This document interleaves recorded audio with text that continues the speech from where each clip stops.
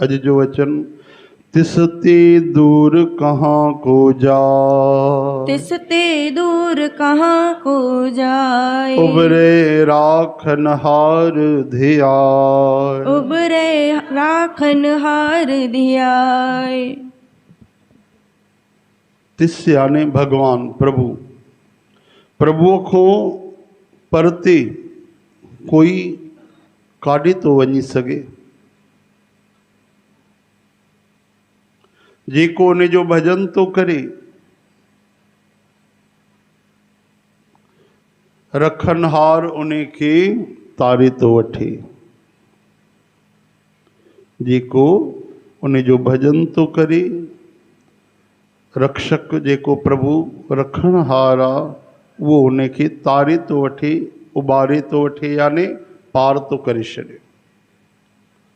हरे राम हरे कृष्ण हे हरि। हाँ ध्यान जो सतगुरु चवन था त तिस ते दूर कहाँ को जाए। भगवान को कोई परते वञी तो सके छा ॿुधायो। भगवान भीतर ही मौजूद आहिनि। हिकु त इहो अर्थ आहे भगवान को असां लिकी नथा सघूं। चवंदा आहिनि न कंहिंखे भउ आहे त भगवान ॾिसी रहियो आहे, ऐं कंहिंखे भरोसो आहे कि भगवान ॾिसी रहियो आहे।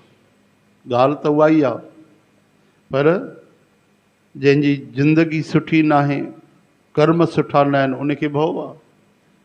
ऐं जेके भक्ति आहे, प्रेम आहे, उन जे लाइ विश्वास आहे, भरोसो आहे। त भगवान खां परते कोई कॾहिं नथो रही सघे।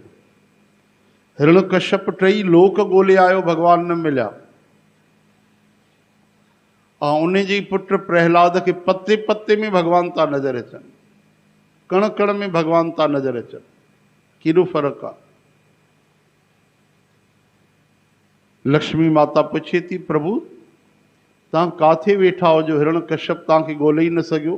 टई लोक ॻोल्हे आयो, भगवान चवनि था हिरण्यकश्यप जे हृदय में ई वञी वेही रहियुमि मां। हाणे ॿुधायो, माण्हू पूरी दुनिया ॻोल्हे ईंदो आहे, पाण खे थोरी ॻोल्हींदो आहे।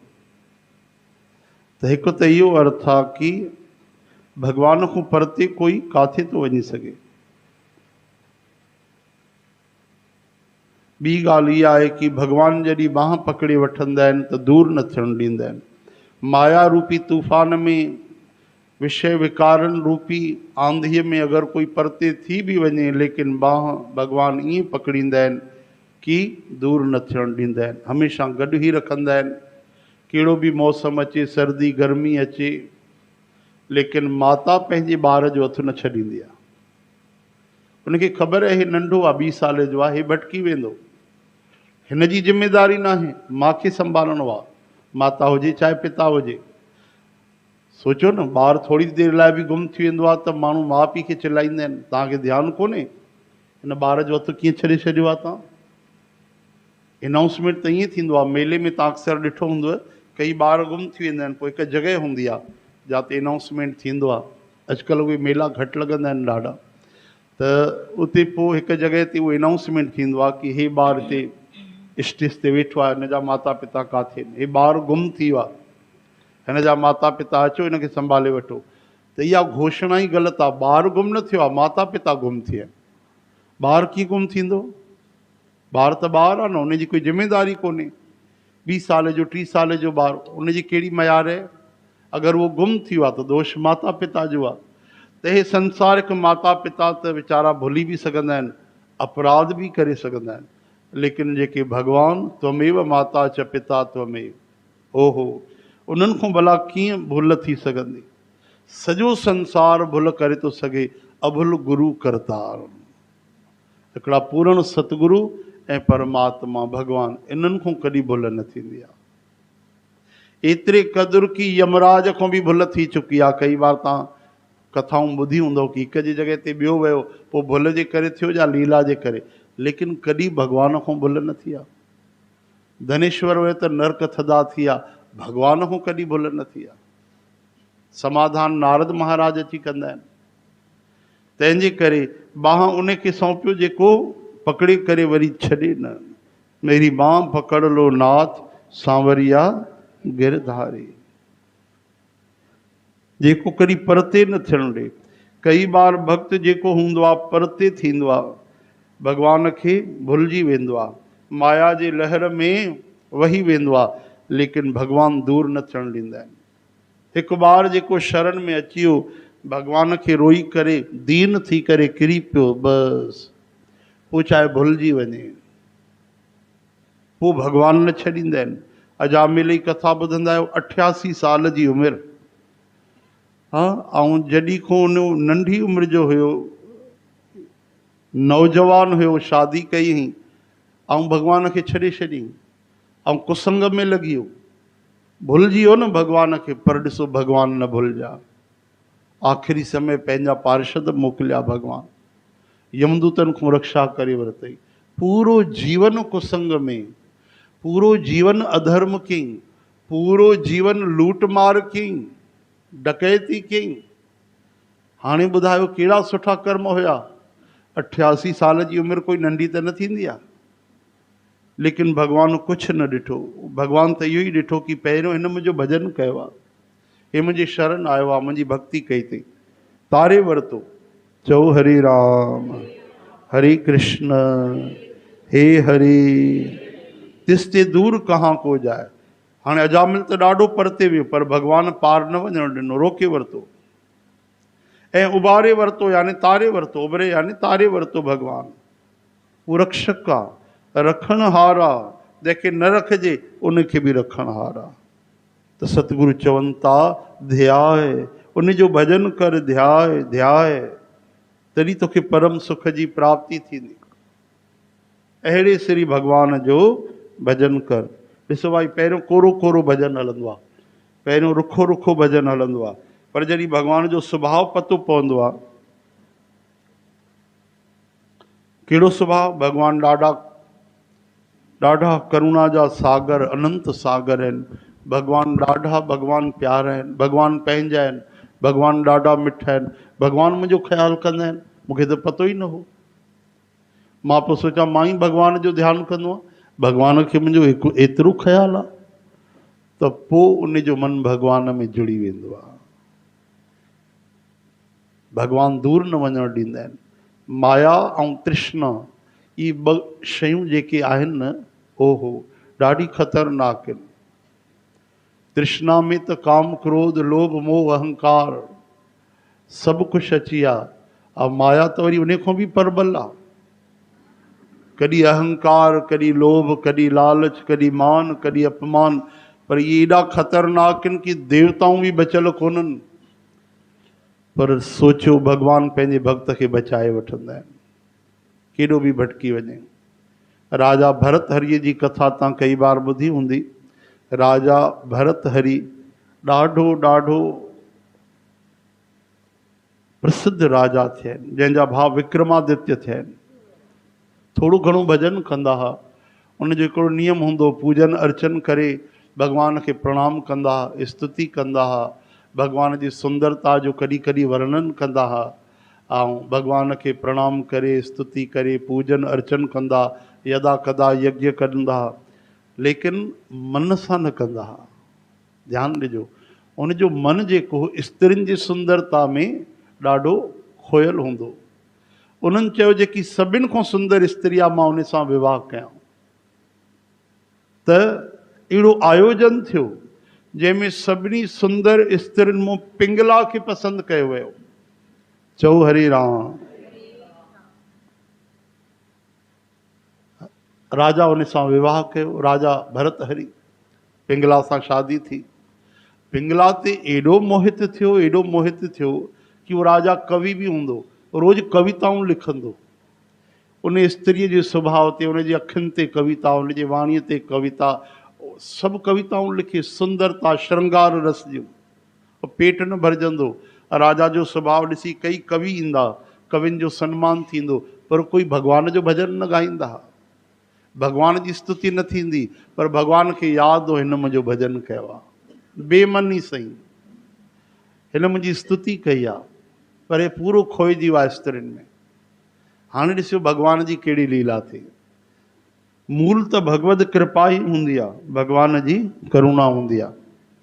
हाणे एॾो प्रेम कंदो हो पंहिंजे ज़ाल सां, एॾो प्रेम कंदो हो कि चवंदो इन जे साम्हूं कुझु बि कोन्हे, इन जहिड़ी सुंदरता ॿियो आहे ई कोन। ऐं धीरे धीरे छा थियो ख़बर अथव, राजपाट छॾिजी वियो, सॼो राजपाट पंहिंजे भाउ खे ॾेई छॾियईं। उनजो भाउ संभालींदो हो, नाले जो राजा पाण हुयो, सभु विक्रमादित्य ॾिसंदा।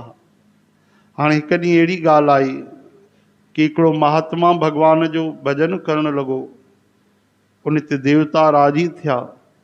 राजा इंद्र उनखे फल ॾिनो। हाणे चई फल छाजो, कहिड़े महत्व वारो आहे? चई महाराज, फल जेको खाईंदो न उहो सदा जवान रहंदो, कॾहिं ॿुढो न थींदो, बिल्कुलु शरीर सां तंदुरुस्त रहंदो ऐं स्वस्थ बि रहंदो। अरे वाह, लेकिन मां त धन जे लाइ पियो तव्हांजी तपस्या कयां, तव्हां त फल ॾिनो आहे जवानीअ वारो। चई त अहिड़ो फल तो हिन लाइ त माण्हू धन लुटाए छॾींदो। तव्हां कंहिं राजा महाराजा खे फल ॾियो, कंहिंखे ॾियो, अगरि तव्हांखे धन खपे त तव्हां खाईंदो त तव्हां नौजवान थी वेंदो। राजा इंद्र हली विया, देवता हली विया। हाणे उहो सोचणु लॻो, हे फल मां खावां, मां त हाणे ब्राह्मण आहियां, मां छा कंदुमि जवानी रखी करे। तॾहिं उन फल खणी राजा भरत हरीअ वटि आयो। राजा भरत हरीअ खे चवणु लॻो, महाराज मां तव्हांजे लाइ फल खणी आयो आहियां, मूंखे ॾाढो धन खपे, काफ़ी धन। चई ब्राह्मण देवता, हिकु फल लाइ तव्हांखे धन खपे? चई ओ महाराज, ही साधारण फल न आहे, तपस्या करे आंदो आहे। हे फल तव्हां खाईंदव त 1000 साल बि उमिरि थी वञे तव्हां ॿुढा न थींदव, ऐं तव्हां देश जा ॾाढा सुठा राजा आहियो, इन करे तव्हांजे लाइ फल ज़रूरी आहे। राजा ॾाढो प्रसन्न थियो। राजा चई हिन ब्राह्मण देवता खे जेतिरो खजानो खपे, खजाने जा द्वार खोले छॾियो, जेतिरो खपेसि खणी वञे। ब्राह्मण देवता संतुष्ट थिया, मन चाहो खजानो खणी आ। हाणे राजा सोचणु लॻो, अगरि मां जवान रहंदुमि त मूंखे छा मिलंदो? मां त प्रेम कंदो आहियां पंहिंजे ज़ाल सां, पिंगला अगरि जवान रहे त उनजी सुंदरता मां ॾिसंदो रहंदुमि, उनजी सुंदरता जो लाभ मूंखे मिलंदो। तंहिंजे करे हे फल मां पंहिंजे घरवारीअ खे ॾींदुमि। उन फल पिंगला खे ॾिनो। पिंगला प्रसन्न थी करे वरितो, लेकिन पिंगला खाधो कोन। ईअं धुंधलीअ फल वरितो पर खाधो कोन, हा न। पिंगला जो मन आसक्त हुयो, जेको उते घुड़साल में घोड़ा संभालींदो। उहो कद काठीअ जो ॾाढो सुंदर हुयो, नौजवान हुयो। हाणे राज राणी, एॾो वॾो राजा, उहो पंहिंजी ज़ाल ते एॾो प्रेम थो करे, लेकिन उनजो मन वरी हिकिड़े नौकर में लॻल आहे, घोड़ा संभालण वारो। उन चईसि, मां ॾिस तोसां केॾी प्रेम कंदी आहियां, उहा लिकी करे उन सां मिलंदी। हे फल मूंखे राजा ॾिनो आहे, राजा खे साधुअ ॾिनो आहे, मां तोखे थी ॾियां। मां चाहियां थी तूं जवान बणियल हुज। हाणे फल त उन वठी छॾियो। उनजी प्रीत वरी हिकिड़ी गणिका सां हुई, वैश्या सां। उहो रोज़ ओॾे वेंदो। हाणे राज राणी आहे, कुझु न चएसि त गड़बड़ थी वञे, सजा ॼाराए छॾे। हाणे उहो गणिका खे थो चए, ॾिस हे फल जेको आहे मां तोखे खणी आवां तो वटि, हे फल तूं खा, मां तोसां एॾो प्रेम कंदो आहियां, भले तूं गणिका आहे लेकिन मुंहिंजो तोसां सचो प्रेम आहे। गणिका खे फल ॾेई आयो। हाणे गणिका जे मन में विवेक आयो, भगवत कृपा सां, भगवान जी दया सां उन में ज्ञान आयो त मुंहिंजो जेको जीवन आहे पाप जो आहे। मुंहिंजो कोई पति कोन्हे कि पतीअ जे राज़ी थियण जे लाइ मां सुंदरता धारण कयां। अगरि मां जीवन भर जवान बणियल हूंदसि त पर पुरुष था अचनि, उन्हनि जे लाइ नचां थी, ॻायां थी, उन्हनि खे रिझायां थी। पाप ई त वधीक कंदुमि, जेतिरो जीअंदुमि ओतिरो नरक वेंदुमि। मूंखे कोई अधिकार कोन्हे फल खाइण जो। असांजो राजा धर्मात्मा आहे, ॾाढो सुठो आहे, छो न फल मां राजा खे ॾियां, जीवन में कोई कमु त सुठो कयां। हाणे उनखे पतो ई न आहे फल राजा वटि ई आयो आहे। ॿिए ॾींहुं सुबुह जो राजा वटि पहुची वई। राजा फल खे ॾिसी करे ई सुञाणे वरितो त हे दिव्य फल आहे। देवी, हे फल तूं मूंखे थी ॾे, हिन जे खाइण सां मां सदा जवान रहंदुमि? हा महाराज। तूं ॿुधाए फल इहो तूं काथूं आंदो? महाराज क्षमा कयो, तव्हां माफ़ु कयो त तव्हांखे ॿुधायां। तव्हांजो ई जेको घुड़साल संभालींदो आहे सेवक, उन मूंखे फल ॾिनो आहे। राजा उनखे सॾु कयो, सच ॿुधाए छो जो राजा खे त पतो आहे न फल मूंखे मिलियो, साधुअ मूंखे ॾिनो देवता खां वठी। हाणे उहो थर थर कांपण लॻो, चई महाराज मां ॿुधाईंदोमांव, मां तव्हांजो सेवक आहियां, लेकिन पहिरियों तव्हां मूंखे सजा जी माफ़ी ॾियो, मुंहिंजो गुनाह आहे, तव्हां मूंखे क्षमा कयो। राजा खे चयो क्षमा कयो, ॿुधाए। तॾहिं उन ॿुधायो हे फल त तव्हांजी राणीअ ॾिनो आहे। ओहो, हाणे जॾहिं पतो पियो त जंहिंसां मां प्रेम कयो, जंहिंजे लाइ पंहिंजो मां जीवन ॾेई छॾियो, अरे मां सभु कुझु उनखे ॾेई छॾियो, भॻवान जा गुण न ॻाए करे मां हज़ारे कविताऊं उन ते लिखियूं, ऐं हूअ मूंसां प्रेम नथी करे, हिकिड़े नौकर सां थी करे। लानत अहिड़े प्रेम खे, धिक्कार आहे। एतिरो प्रेम, एतिरो मन अगरि मां पंहिंजे प्रभुअ सां लॻाया हां त अॼु मां काथे पहुची वञा। उते चोट लॻी दिलि ते। इहा चोट जॾहिं लॻंदी आहे न दिलि ते, तॾहिं असरु कंदी आहे। ईअं वैराग न ईंदो आहे। जीअं तुलसीदास महाराज खे चोट लॻी, ओॾी महिल ई उन भीतर त्याग करे छॾियो। ऐं जंहिं कलम सां स्त्रियुनि जी सुंदरता जे बारे लिखंदो हो, पोइ उन जेके वैराग्य जी वाणी लिखी त वॾनि वॾनि संतनि महात्माउनि उहा वाणी ॻाई आहे। उनजो नालो पियो वैराग्य शतक। हिकु साथ उन 100 श्लोक त वैराग्य जे मथां लिखिया। तव्हां गूगल में सर्च कंदव त उहा वाणी मिली वेंदव तव्हांखे। राजा भरत हरि के वैराग्य शतक लिखंदव न त उहे यूट्यूब में अची वेंदव। उहा वाणी तो कुझु तव्हां ॿुधी था सघो, मुख्य वाणी। ही संसार असार आहे, इन में प्रीत जेकी आहे उहा भगवत प्रीत आहे। ओहो, हे स्त्री पुरुष जो जेको प्रेम आहे, जेको लगाव आहे, इहो आकर्षण आहे, पर इन में सुख कोन्हे, असली सुख कोन्हे। असली शाश्वत जेको आनंद आहे उहो त भॻवान जे प्रेम में आहे। हे त हिकिड़ो धोखो आहे। पोइ उन राजपाट बि छॾे छॾियो, पंहिंजे राजा विक्रमादित्य खे राज ॾेई छॾियो ऐं पाण वॾो भक्त बणिजी वियो। चओ हरे राम। त हाणे ॿुधायो उनखे खीचियो कंहिं। कथा त इन करे इहा हली आहे कि उन त छॾे छॾियो भॻवान खे, उते स्त्रीअ ते लट्टू थी वियो, उन जा गीत ॻाईंदो, उन ते कविताऊं लिखंदो, वेही करे कवियुनि सां उन जे अंग अंग जे बारे ॻाल्हाईंदो। हिन जी अखियूं केॾी सुंदर आहिनि, हिन जा वार केॾा सुंदर आहिनि, हे मुस्कुराए केॾो बढ़िया थी। सभु धोपिजी वियो, खटो थी वियो, सॼो कड़वो थी वियो रस, ऐं भगवत रस अची वियो। त भॻवानु ईअं पकड़ींदा आहिनि, ईअं भॻवानु बांह खीचे वठंदा आहिनि। तॾहिं चवनि था त उभिरे राखनि हार ध्याए, भॻवानु उनखे तारे वठंदा आहिनि। जेको लगन रखे भॻवान जी शरण अचे। चओ हरे राम।